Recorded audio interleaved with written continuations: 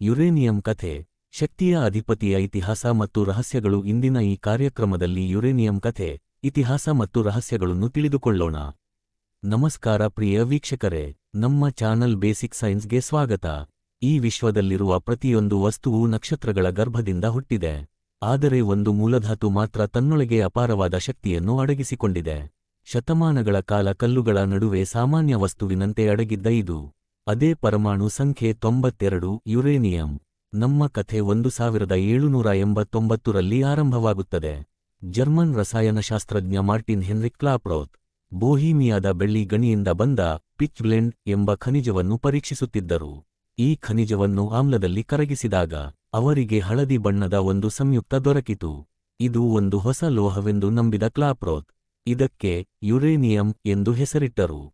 ಈ ಹೆಸರಿನ ಹಿಂದಿರುವ ಕಾರಣವೇನೆಂದರೆ, ಈ ಸಂಶೋಧನೆಗೆ ಕೆಲವೇ ವರ್ಷಗಳ ಮುಂಚೆ ವಿಲಿಯಂ ಹರ್ಷಲ್ ಯುರೇನಸ್ ಗ್ರಹವನ್ನು ಕಂಡುಹಿಡಿದಿದ್ದರು.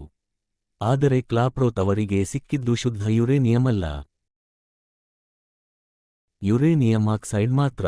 ಮುಂದೆ 1841ರಲ್ಲಿ ಫ್ರೆಂಚ್ ವಿಜ್ಞಾನಿ ಯುಜೀನ್ ಮೆಲ್ಚಿಯರ್ ಪೆಲಿಗೋಟ್ ಮೊದಲ ಬಾರಿಗೆ ಶುದ್ಧ ಯುರೇನಿಯಂ ಲೋಹವನ್ನು ಬೇರ್ಪಡಿಸುವಲ್ಲಿ ಯಶಸ್ವಿಯಾದರು. ಈಗ ಆವರ್ತಕ ಕೋಷ್ಟಕದಲ್ಲಿ ಯುರೇನಿಯಂನ ಸ್ಥಾನವನ್ನು ನೋಡೋಣ. ಸಂಕೇತ ಯು, ಪರಮಾಣು ಸಂಖ್ಯೆ 92, ಸ್ಥಾನ ಎಫ್ ಬ್ಲಾಕ್ನ ಆಕ್ಟಿನೈಡ್ ಸರಣಿ. ಯುರೇನಿಯಂ ಅನೇಕ ವರ್ಷಗಳ ಕಾಲ ಪ್ರಕೃತಿಯಲ್ಲಿ ದೊರೆಯುವ ಅತ್ಯಂತ ಭಾರವಾದ ಮೂಲಧಾತುಗಳಲ್ಲಿ ಒಂದಾಗಿ ಪರಿಗಣಿಸಲ್ಪಟ್ಟಿತ್ತು. ಇದು ಸೀಸಕ್ಕಿಂತ ಸುಮಾರು 70% ಹೆಚ್ಚು ಸಾಂದ್ರತೆಯನ್ನು ಹೊಂದಿದೆ. ಯುರೇನಿಯಂನ ಪ್ರಮುಖ ಲಕ್ಷಣವೆಂದರೆ ಇದು ವಿಕಿರಣಶೀಲ ಮೂಲಧಾತು. ಇದರ ಐಸೋಟೋಪ್ ಯು-238. ಯುರೇನಿಯಂನಲ್ಲಿ ವಿಕಿರಣಶೀಲತೆ ಇದೆ ಎಂಬುದು 1896ರವರೆಗೆ ತಿಳಿದಿರಲಿಲ್ಲ. ವಿಜ್ಞಾನಿ ಹೆನ್ರಿ ಬೆಕ್ವೆರೆಲ್ ಇದನ್ನು ಆಕಸ್ಮಿಕವಾಗಿ ಪತ್ತೆಹಚ್ಚಿದರು.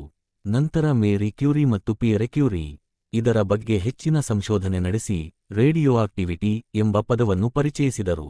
ಮುಂದೆ 1938ರಲ್ಲಿ ಆಟೋ ಹಾನ್ ಮತ್ತು ಫ್ರಿಡ್ಜ್ ಸ್ಟ್ರಾಸ್ಮನ್ ಯುರೇನಿಯಂ ಪರಮಾಣುವನ್ನು ಒಡೆಯಬಹುದು ಎಂದು ತೋರಿಸಿದರು. ಈ ಪ್ರಕ್ರಿಯೆಯನ್ನು ನ್ಯೂಕ್ಲಿಯರ್ ಫಿಷನ್ ಎಂದು ಕರೆಯಲಾಗುತ್ತದೆ. ಈ ಸಂಶೋಧನೆಯೇ ಅಣುಶಕ್ತಿಯ ಯುಗಕ್ಕೆ ದಾರಿ ಮಾಡಿಕೊಟ್ಟಿತು. ನಾಗರಿಕ ವಲಯದಲ್ಲಿ ಯುರೇನಿಯಂನ ಮುಖ್ಯ ಬಳಕೆಯೆಂದರೆ ಅಣುಸ್ಥಾವರಗಳಲ್ಲಿ ಇಂಧನವಾಗಿ. ವಾಣಿಜ್ಯ ಅಣುಸ್ಥಾವರಗಳು ಸಾಮಾನ್ಯವಾಗಿ ಸುಮಾರು 3% ಯುರೇನಿಯಂ-235 ಅನ್ನು ಇಂಧನವಾಗಿ ಬಳಸುತ್ತವೆ. ಕ್ಯಾಂಡು ಮತ್ತು ಮ್ಯಾಗ್ನಾಕ್ಸ್ ವಿನ್ಯಾಸಗಳು ಮಾತ್ರ ಪುಷ್ಟೀಕರಿಸದ ಯುರೇನಿಯಂ ಇಂಧನವನ್ನು ಬಳಸಲು ಸಮರ್ಥವಾಗಿರುವ ವಾಣಿಜ್ಯ ರಿಯಾಕ್ಟರ್ಗಳಾಗಿವೆ. ಎರಡನೇ ಮಹಾಯುದ್ಧದ ಸಮಯದಲ್ಲಿ ಅಮೆರಿಕ 2 ಅಣುಬಾಂಬುಗಳನ್ನು ತಯಾರಿಸಿತು. ಇಂದು ಯುರೇನಿಯಂ ಕೇವಲ ಒಂದು ಲೋಹವಲ್ಲ, ಅದು ಭವಿಷ್ಯದ ಶಕ್ತಿಯ ಮೂಲವಾಗಿದೆ. ಒಂದು ಚಿಕ್ಕ ಯುರೇನಿಯಂ ಗುಳಿಗೆ ಸುಮಾರು 1 ಟನ್ ಕಲ್ಲಿದ್ದಲಿನಷ್ಟು ಶಕ್ತಿಯನ್ನು ನೀಡಬಲ್ಲದು. ಇಂದು ಇಡೀ ವಿಶ್ವವೇ ಸಂಪೂರ್ಣವಾಗಿ ಅಣುಸ್ಥಾವರಗಳಿಂದ ತಮ್ಮ ದೇಶಕ್ಕೆ ಬೇಕಾದಷ್ಟು ವಿದ್ಯುತ್ತನ್ನು ತಯಾರು ಮಾಡಲು ಸಾಧ್ಯವಾಗಿಲ್ಲ. ಆದರೂ ವಿದ್ಯುತ್ ಉತ್ಪಾದನೆಯಿಂದ ಹಿಡಿದು ಕ್ಯಾನ್ಸರ್ ಚಿಕಿತ್ಸೆವರೆಗೂ ಮಾನವಕುಲಕ್ಕೆ ಅತ್ಯಂತ ಪ್ರಮುಖವಾಗಿದೆ.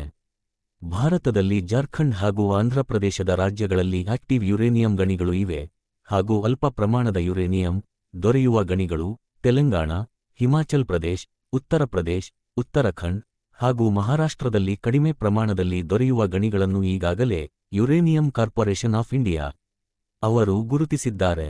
ಇಂತಹ ವಿಜ್ಞಾನ ಸಂಬಂಧಿತ ಕುತೂಹಲಕಾರಿ ವಿಷಯಗಳಿಗಾಗಿ ನಮ್ಮ ಚಾನೆಲ್ ಅನ್ನು ಮುಂದುವರಿಸಿ. ಧನ್ಯವಾದಗಳು. ನಾನು ಬೇಸಿಕ್ ಸೈನ್ಸ್ನಿಂದ ನಿಮ್ಮ ಪ್ರಭುಮಠ. ವಂದನೆಗಳೊಂದಿಗೆ ಮತ್ತೆ ಮುಂದಿನ ವಾರ ಇದೇ ವೇದಿಕೆಯಲ್ಲಿ ಭೇಟಿಯಾಗೋಣ. ಧನ್ಯವಾದ.